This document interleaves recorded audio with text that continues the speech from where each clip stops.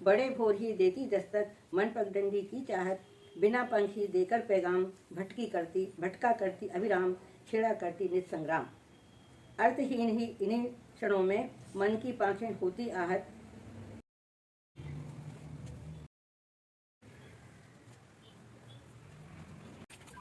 नमस्कार आप सभी को, मैं हूं डॉक्टर मीनू पांडे और जैसा कि आप देख रहे हैं कि आज हम रूबरू हो रहे हैं आदरणीय श्यामा देवी गुप्ता जी से। श्यामा जी जो साहित्य के क्षेत्र में एक बहुत बड़ा नाम है, तो श्यामा जी आपका बहुत बहुत स्वागत है। धन्यवाद मीनू जी, आपने कष्ट किया यहाँ आने के लिए, बहुत बहुत धन्यवाद। नहीं, कष्ट की कोई बात नहीं है, ये मेरा सौभाग्य है कि आपसे रूबरू होने का मुझे भी एक मौका मिल रहा है। और जैसा कि आप देख रहे हैं, इतनी सारी पुस्तकें हमारे सामने सजी हुई रखी हैं। अभी मैं आपको दिखाऊंगी, इतनी सारी ट्रॉफियां जो हैं वो पूरे जो शोकेश है उसके ऊपर और निकल रही हैं, समा नहीं रही हैं वहां पर। इतने सारे जो मेडल्स हैं, ये आपने देखिए बहुत सारे मेडल्स हैं। इसमें इंटरनेशनल जो रिकॉर्ड है वो भी कायम किया है, और बहुत सारी जो आर्ट फॉर्म है, specially Warli art, Mandala art और गौड़ आर्ट, भीली आर्ट, और देखिए ये सर्टिफिकेट्स भी आप देख सकते हैं। इंटरनेशनल लेवल के जो सर्टिफिकेट्स आप सभी के सामने इंदू जी की जो संस्था है उससे आदरणीय श्यामा जी ने प्राप्त की है। तो श्यामा जी को देखते हुए आप ये अनुमान लगा सकते हैं कि उनकी एनर्जी का लेवल क्या है, कि जब लोग इस उम्र में आके यूं ही उनको लगता है कि क्या करना है ये सारी चीजें करके, लेकिन आप श्यामा जी के बारे में जैसे जैसे सुनेंगे, जैसे जैसे पढ़ेंगे, अभी आगे आप देखते जाएंगे तो समझ में आएगा कि कितनी मल्टी टैलेंटेड हैं। और अभी मैं एक जो पत्र देख रही थी, आदरणीय बाल कवि वैरागी जी के द्वारा लिखित जो पत्र है, ऐसे कई पत्र आपने संजो के रखे हैं, तो उन्होंने भी आपका जो कार्य है उसकी तारीफ की है। तो हम बहुत ही सौभाग्यशाली हैं कि इतनी बड़ी शख्सियत से रूबरू हो रहे हैं और आप सभी को उनसे परिचित करवा रहे हैं। भोपाल की जानी मानी जो शिक्षाविद भी हैं, साहित्यकार भी हैं और कलाकार भी हैं।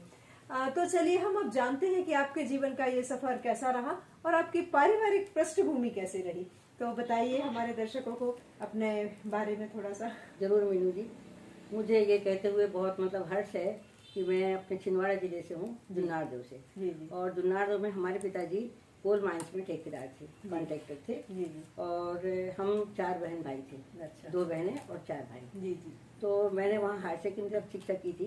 उसके बाद शादी के बाद में यहाँ आकर बाकी शिक्षक बनी। अरे वाह। और जब यहाँ आए थे उसके बाद मैं ट्रेनिंग पर भी गई शिपवाड़ पर, बीटीआई ट्रेनिंग की, बाद में बीएड किया मैंने बाद में। जी। और बराबर लगे रहे। और पिताजी के साथ मेरा जो लगाव था वो बहुत ज़्यादा था बनिस्पत माँ के।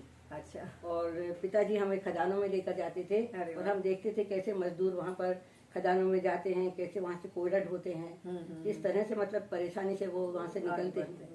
और बहुत सी चीजें मैंने ऐसी भी देखी थी जो शराब वराब पीते थे उन दिनों में, तो उनसे मन में बड़ा बुरा लगता था कि कैसे ये लोग इस तरह से अपने को बच्चों को परेशान करते हैं और खुद को परेशान करते हैं। नालियों में पड़े रहते थे, बड़ा खराब वातावरण था।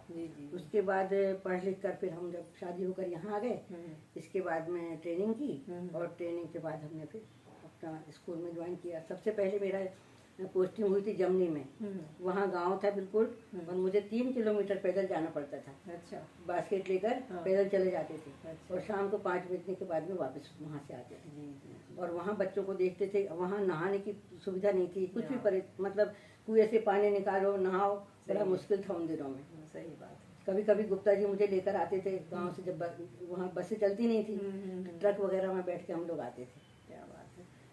तो बहुत ही स्ट्रगल रही है। और जैसे कि हम जानते हैं कि अब तो भारत हमारा विकास की दौड़ में आगे निकल चुका है, लेकिन ये एक दौर था जबकि ना तो शिक्षा को इतना महत्व दिया जाता था, ना ही हमारे पास वो सारी सुविधाएं थी। लेकिन उन विषम परिस्थितियों से भी जूझकर आगे निकलने वाली आदरणीय श्यामा जी शिक्षिका रही हैं। और रिटायरमेंट के बाद, क्योंकि जब आपका जो शिक्षकीय जो जीवन रहा है उस समय आपने बहुत सारे नए प्रयोग किए, बच्चों को नए नए तरह से शिक्षाएं दी हैं, और गांव में भी आपने जॉब किया है, शहर में भी आपने जॉब किया है, कई ट्रेनिंग ली है, और उसमें भी आपको कई सम्मान जो है उनसे सम्मानित आप रह चुकी हैं। और शायद कहीं ना कहीं क्योंकि जब एक शिक्षक होता है बच्चों के बीच में रहता है तो कहीं ना कहीं जो साहित्य के जो बीजारोपण है उसी समय हो जाता है, क्योंकि आप बच्चों को पढ़ाते हैं, बच्चों को समझते हैं, बाल मनोविज्ञान की समझ आपके अंदर विकसित हो जाती है। तो हम आपसे जानना चाहेंगे कि क्या आप अपना जॉब के समय से ही लेखन कार्य कर रही हैं या उसके बाद आपने शुरू किया? आपका रुझान आखिर कैसे? नहीं मीनू जी, बिल्कुल नहीं। उस समय तो फुर्सत ही नहीं थी। बच्चों को पढ़ाना, बच्चों को देखना, घर संभालना, इस सब में लगे रहते थे।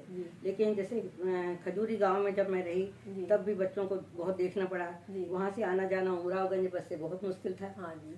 तो फिर बहुत मुश्किल से आगे निकले और फिर धीरे धीरे फिर हमारा ट्रांसफर हुआ कस्तूरबा स्कूल में। अच्छा। कस्तूरबा में मैं पूरे 35 साल रही। अच्छा। और फिर जब मेरा यूनिटी का प्रमोशन हुआ तब मैं सुल्तानिया गर्ल्स हायर सेकेंडरी गई। तो वहाँ भी मैंने देखा कि बच्चों को बहुत मतलब लड़कियां जो खासकर हैं तो वो पढ़ने में आनाकानी कर रही हैं। कुछ बच्चे उदास हो रहे हैं, पढ़ नहीं पा रहे हैं, तो कुछ छोड़ के जा रहे हैं, कुछ क्लास अटेंड नहीं कर रहे हैं। तब बड़ा दुख होता था। और जब रिटायर हो गए उसके बाद की घटना आपको बताएंगे। तो वो ये हुआ 14 अगस्त की बात थी। हमारे यहाँ पानी बहुत गिरा था और पानी जब गिरा तो हम यहाँ गैलरी में खड़े थे। तो हमारी एक परिचित मैडम लड़के की शादी हुई थी, जैन। उनकी बहू बहुत परेशान हो रही थी। और भी मैंने लोगों को देखा सामने के सामने कि सब इतने सारे सामान भीग गया है, सब बाहर निकल रहे हैं, सब चिल्ला रहे हैं बचाओ बचाओ। कोई छत पे जा रहा है, कोई कहीं जा रहा है। बड़ा वैसा वातावरण था। फिर कैसे वहाँ से बहुत बड़ा दुख हुआ देख करके। अचानक ही मन हम सोचते थे कविता कैसे लिखते हैं, लेकिन अचानक जो कविता मुझे याद आई वो मेरी कविता थी पहली। अच्छा। वो कविता थी बरसात। अच्छा। जो बरसात का मैंने पूरा देखा और वही बरसात को मैंने पहला लिखा। अच्छा। अपनी पहली कविता के रूप में। अच्छा। वही पानी रे पानी। बेरहम वर्षा ये बेरहम वर्षा। अरे वाह, चलिए हम सुनना चाहेंगे आपकी पहली। बेरहम वर्षा ये बेरहम वर्षा, हर गली गांव चौपाल, हर शहर बना उसकी सौगात। सड़क बनी नदी, घर आंगन बेहाल। बिल्कुल ऐसे ही देखा था। नौका बने बर्तन, घर आंगन बना दरिया, बड़े मंसूबों से बुनी तिनकों से सहेजी घर दुनिया, मगर हाय देखते ही डूब गई। देखते ही देखते डूब गई दुनिया, मगर थे लाचार और परेशान। ताकती रही आंखें सब ओर, उजड़ती दुनिया और देखते रहे। बस ये पंक्तियां मेरी पहली थी। क्या बात है। मतलब बारिश का जो दृश्य है, कहा भी जाता है कि जो आपका लेखन है वो आपकी भावनाओं से संबंध रखता है। तो कविताओं को लिखने के लिए या कहानियों को लिखने के लिए सोचने की आवश्यकता नहीं होती, वो आपके भाव होते हैं जो आपसे लिखवा देते हैं। हाँ, और इन्हीं भावों को लेकर मैंने जी ये लिखा था कि पर्यावरण का कि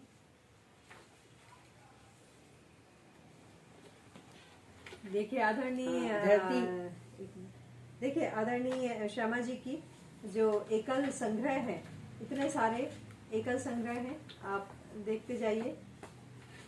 लोरियां भी मिलेंगी, प्रभाती भी मिलेंगी, कहानियां भी मिलेंगी, नाटक भी मिलेंगे, और ये सारे 35 से ज्यादा साझा संग्रह आपके सामने यहाँ दिखाई दे रहे हैं। तो लेखन की अद्भुत क्षमता आपके अंदर है। अब हम आपसे सुनना चाहेंगे आपका जो गीत आप प्रस्तुत करना चाह रही हैं। जी, पर्यावरण पर भी लिखा हुआ है और ये तो बच्चों के लिए लिखा है। पुस्तक ही पानी रे पानी है। बच्चों के लिए लिखा है मैंने अपने उद्गार। प्यारे बच्चों, धरती से घटती हरियाली, सूखती नदियाँ, खेतों की बदहाली, सिमटते जंगल, जाती हुई खुशहाली, देख दहल जाते हम, बचा लो पर्यावरण, इसी प्रेरणा से समर्पित है मेरी ये। बहुत ही सार्थक संदेश जो है हमारे समाज को देती हरियाली की खासकर बच्चों को देती हुई ये कविता, क्योंकि जो बालमन है, छोटी छोटी कविताएं जब उसके मन के अंदर सजो दी जाती हैं, उनको सिखा दी जाती हैं। तो हमने भी देखा है, हमने जो बचपन में छोटी छोटी बातें या छोटी छोटी कविताएं, राइम्स जो सीखे थे, हम आज उनको याद करके और उनका गूढ़ अर्थ जो है वो धीरे धीरे समझने लगते हैं। तो आपकी उस रेफरेंस में आपकी कविता बहुत ही महत्वपूर्ण है, क्योंकि बच्चे जब उसको याद कर रहे हैं ताउम्र वो उसके बारे में सोचते रहेंगे। हम नौनिहाल देश को हरा भरा बनाएंगे, बन के हरित दूत हम क्रांति नई जगाएंगे। क्या बात है, बहुत ही सुंदर कविताओं का संग्रह है। और चलिए हम आपसे अब ये जानना चाहेंगे, मेरे सामने तो बहुत सारी पुस्तकें पड़ी हैं, कि आपको कौन सी विधा, आपकी जो प्रिय विधा है, और कौन सा विषय है जिसको आपके बहुत दिल के करीब है और आप जब भी आपकी जो लेखनी है अनायास ही उन भावों को लिखने लगती है? बालमन जी, तो बालमन बताइए बालमन के बारे में। बालमन के है जो यही बहुत जरूरी है कि बच्चे समझें और जैसे ये गुनगुनाए, त्योहार मनाएं। बच्चे को गांव शहर के विषय में कुछ अगर बताना है तो वो अपन कविताओं के विषय में बताते तो वो ज्यादा समझते हैं। अब देखिए, जैसे लेते हैं जन्म कितने जो इतिहास रचा करते, होती हैं तिथि जितनी हम याद किया करते, पावन पे घड़ियां होती हैं जिनमें जब सुजन्म हुआ करते, 2 अक्टूबर तिथि वही जिसमें जन्मे।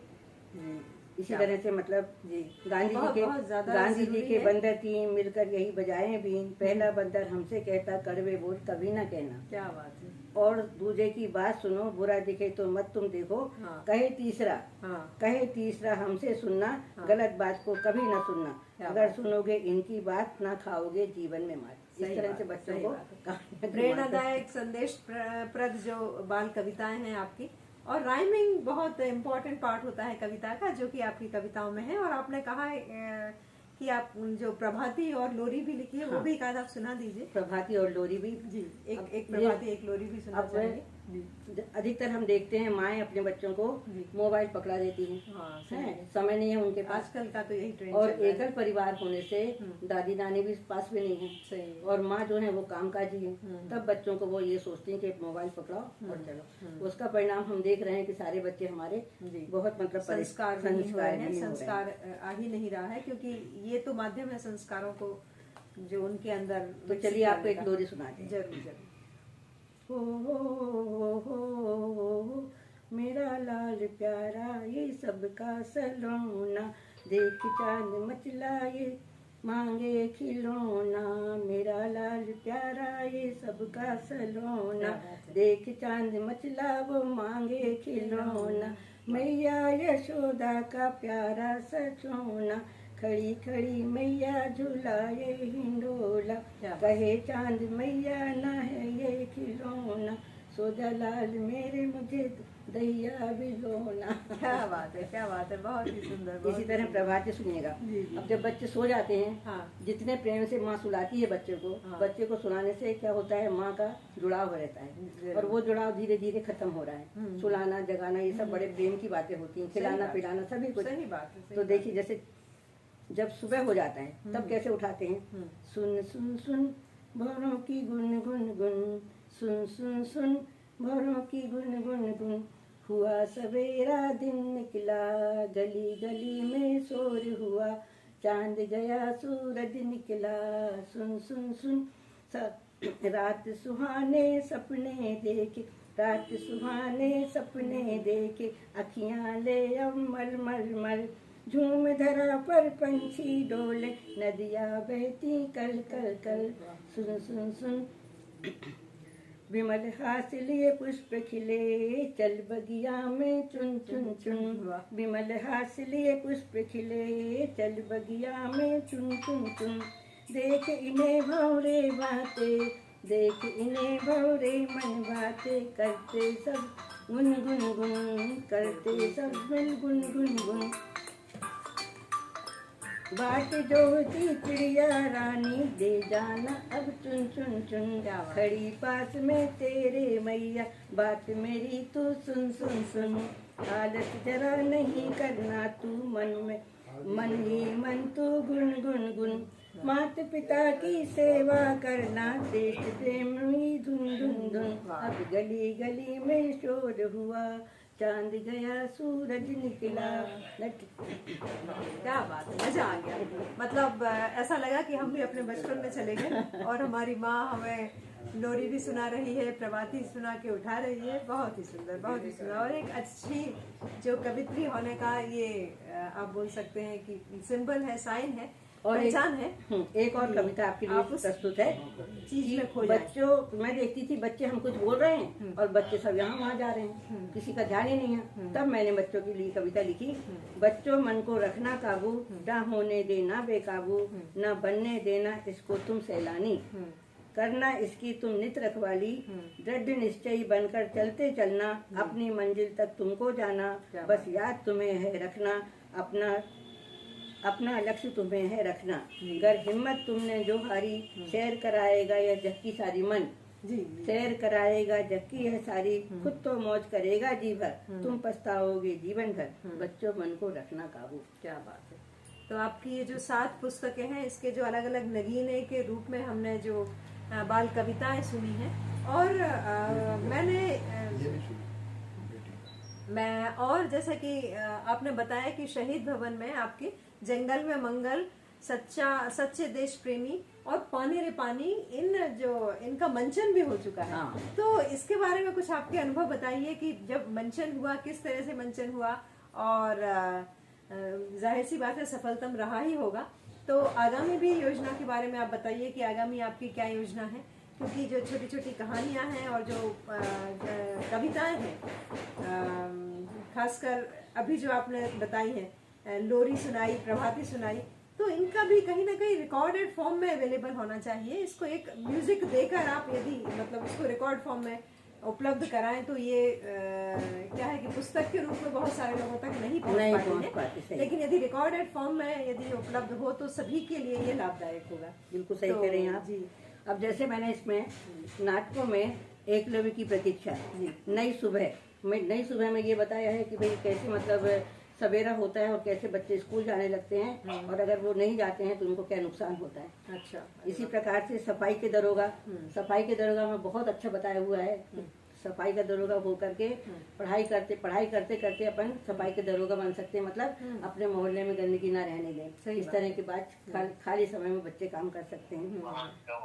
ईमानदारी है, चीनी की समझदारी में बिजली बचाओ, पॉकेट मनी है, पॉकेट मनी अगर बच्चे लेते हैं तो उसका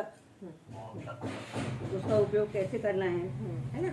और आजादी के नज़ारे तो मेरी बहुत ही अच्छी है। अरे वाह। इसमें मैंने गांधी जी का दिया है, और अपना देश स्वतंत्र हुआ है तो कौन कौन सी मतलब चीजें आई हैं और कौन सी नहीं मिली हमको, इस पर मैंने लिखा। अरे वाह। है हमारा कसूर क्या है, बच्चे बेचारे ना बोझ टांगे रहते हैं बस्ते का। सही बात है, सही बात। बच्चों के वजन से ज्यादा बस्तों का बोझ है। हाँ, तो ये वो पूछते हैं हमारा कसूर क्या है, सही है, हमारा बचपन कहाँ गया। सही बात। किताबों के बोझ तले बचपन दबा जा रहा है। सही है। तो आपकी हर कहानी कुछ ना कुछ संदेश लिए होती है, जो कि समाज को भी संदेश दे रही है, शिक्षकों को भी संदेश दे रही है, शिक्षाविदों को भी संदेश दे रही है। तो और आपका जो ये एक और काव्य संग्रह बेटी है तो कल है, इसके बारे में थोड़ा बताइए। बेटी है तो कल है, ये भी बहुत विशेष लग रहा है, इसका आवरण भी और इसके अंदर की रचनाएं भी। हाँ जी, ये है बेटी है तो कल है। ये भ्रूण हत्या पर लिखी हुई है, बालक थोड़ी हटकर है। तो इसमें मैंने ये बताया है कि जब बहुत से लोग जो गर्भपात कराते हैं, भ्रूण मार डालते हैं, तो ये बच्ची जब अंदर होती है, जो बच्चों पे अन्याय होते हैं वो किस तरह की बातें करती हैं। तो मैंने इसमें सबसे पहले तो ये लिया है, राष्ट्रकवि मैथिली शरण जी की पंक्तियां हैं कि देखो आहा ये पुत्रियां हैं विभव की वृद्धियां, अवतीर्ण मानो है हुई प्रत्यक्ष उनकी सिद्धियां। क्या बात है।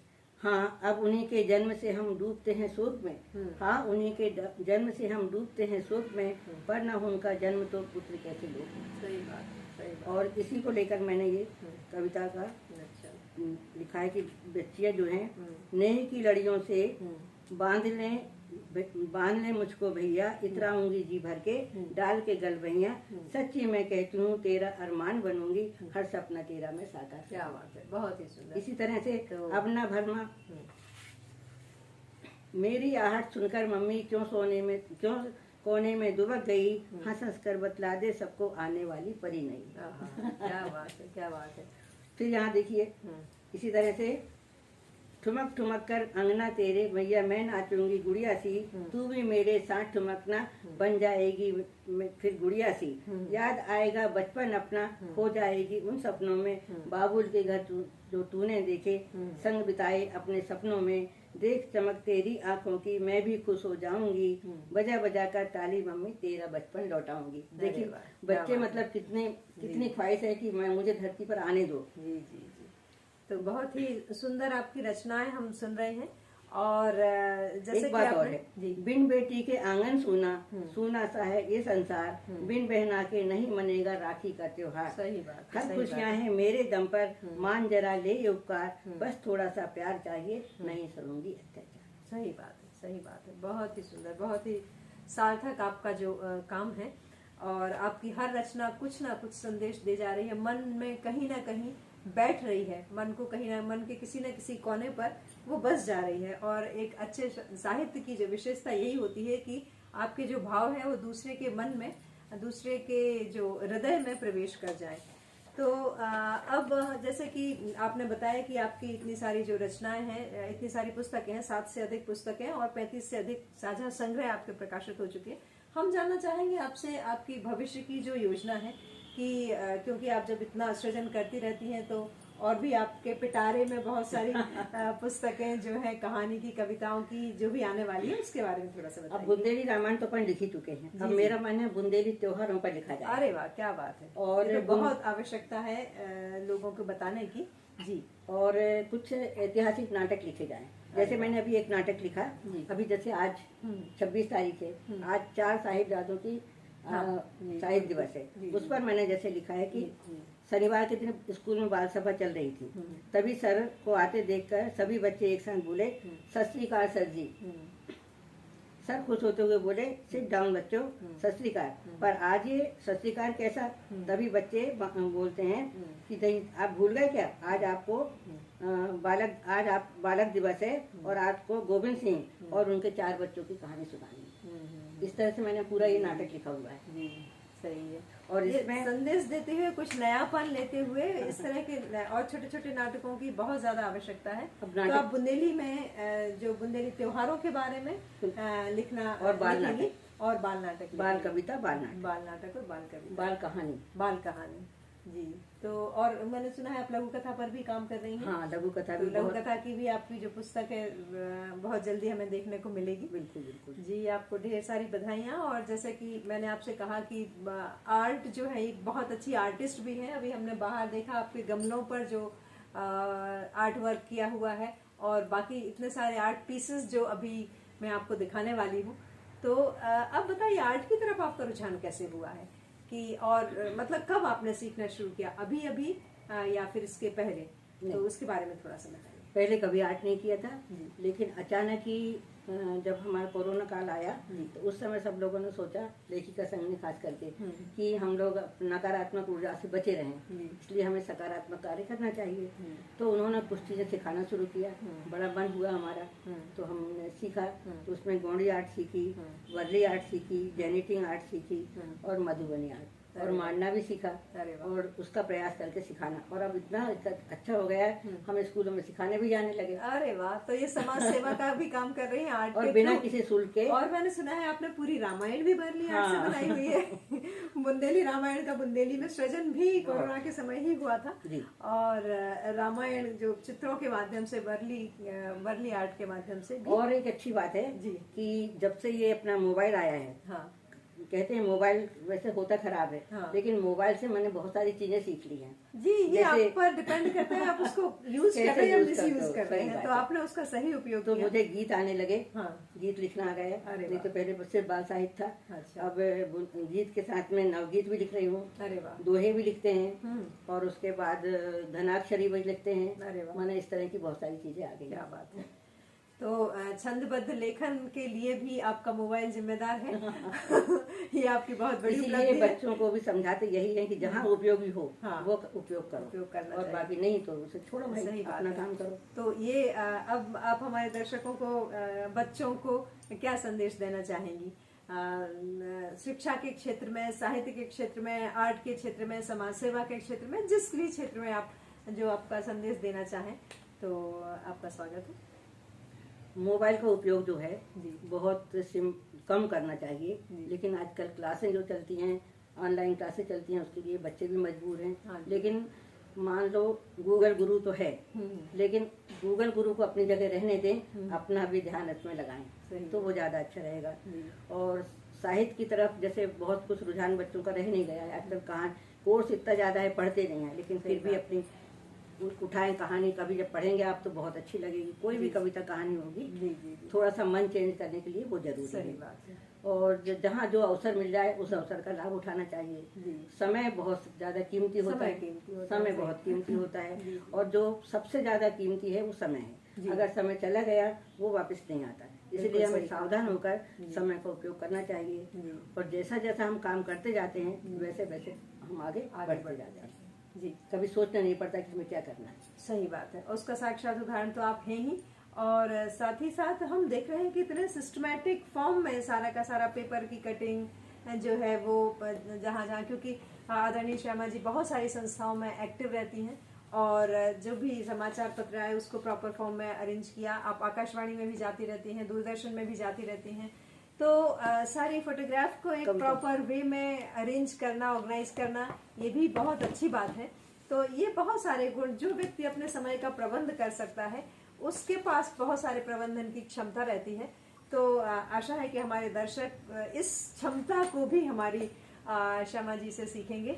और आपने इतना सारा वक्त हमें दिया और बहुत सारी बातें हमें बताई। नहीं, अभी और कुछ बात और कहने की आपसे। जी जरूर। आदरणीय गुप्ता जी भी हमारे साथ हैं और जैसा कि कहा जाता है हर सफल स्त्री के पीछे एक पुरुष का हाथ होता है, हर सफल पुरुष के पीछे एक नारी का हाथ होता है। तो जाहिर सी बात है, जब जो शिव भगवान है अर्धनारीश्वर के रूप में हम देखते हैं तो इसीलिए वो सफल है क्योंकि शिव और पार्वती जी एक ही हैं। ऐसे ही आप देख रहे हैं कि यदि आदरणीय श्यामा जी की जो उपलब्धियां हैं तो उनको सिस्टमैटिक फॉर्म में ऑर्गेनाइज करने का श्रेय भी आदरणीय गुप्ता जी को जाता है। तो देखिए कितने सिस्टमैटिक फॉर्म में इतना ऑर्गेनाइज किया है और आर्ट फॉर्म भी जो अभी मैंने आपको दिखाई वो भी बड़ा सिस्टमैटिक फॉर्म में ऑर्गेनाइज किया है। तो ये जो आप श्यामा जी के लिए कुछ बोलना चाहें अवश्य बोलिए। देखिए, मेरी श्रीमती श्यामा गुप्ता साहित्यिक हैं और जितनी भी साहित्य इन्होंने लिखी है मैं उसका संकलन करता हूँ और अखबारों में, विभिन्न अखबारों में करीब 7-8 साल से जितनी भी कटिंग आती है पेपरों में, विभिन्न प्रकार के पेपर आते हैं, उसकी कटिंग में रखता हूँ। उसका एल्बम बनाया है और फोटोग्राफी जितनी होती है वो भी हमने कलेक्ट करके रखा है। इसलिए मैं समय पे इनको सहयोग देता हूँ बस। और इस तरह का जो सहयोग है इसकी बहुत आवश्यकता होती है क्योंकि जब आप आगे बढ़ते हैं तो आपका परिवार भी आगे बढ़ता है और एक प्रेरणा की बहुत ज्यादा आवश्यकता है। परिवार का सहयोग तो बहुत जरूरी है। दोनों एक दूसरे की प्रेरणा है। इसी तरह से हमारे जो दर्शक हैं उसमें बेटे बहुआ, बहू, दोनों बहू हैं, दोनों बेटे बराबर मेरा सहयोग करते हैं। देखा नहीं आपने अभी कितने सारा मतलब काम जो है वो हम तो सिर्फ बना के रख देते हैं, बाकी संभालने का काम इन्हीं सबका है। बहुत तो ये भी तो आपके संस्कार है कि वो उनके अंदर वो विकसित हुए हैं, है ना। सही। तो भारत धरती हृदय मध्य प्रदेश, गौरव गाथा बड़ी निराली अनुपम सभी प्रदेश, सतपुड़ा विंध्य बने हैं रक्षक भरे खनिज के कोष, बहे तापती नर्मदा हित करे करे नित्य कल्याण, सिपरा की है अजब कहानी हरती सबके प्राण, शस्त्र शामिला भारत धरती हृदय मध्य प्रदेश, भिन्न यहाँ की भाषाएं हैं भिन्न भिन्न है वेद, उज्जैन भिगड़ा घाट चित्रकूट सभी बड़े प्रसिद्ध, सांची ओंकारेश्वर मांडू स्थल सभी हैं सिद्ध, बनी और राम की नगरी खुजराहो के नत, भेड़ा घाट पचमढ़ी दिखाए सदा रहा जो सत्य, शस्त्र श्यामला भारत धरती हृदय मध्य प्रदेश, लता अहिल्या रानी दुर्गावती जिनसे बना विशेष, अलबेले त्योहार मनाते मिलजुल रहते संग, आला उदल की सुने कहानी होते सभी हैं दंग, भाषा संस्कृति बनी धरोहर जिससे है पहचान, पर्यटन के भी सुंदर स्थल जिससे मिलता मान, अभ्यारण्य भी बने निराले सुखद सभी परिवेश, हृदय मध्य प्रदेश, हृदय मध्य प्रदेश। जय हिंद।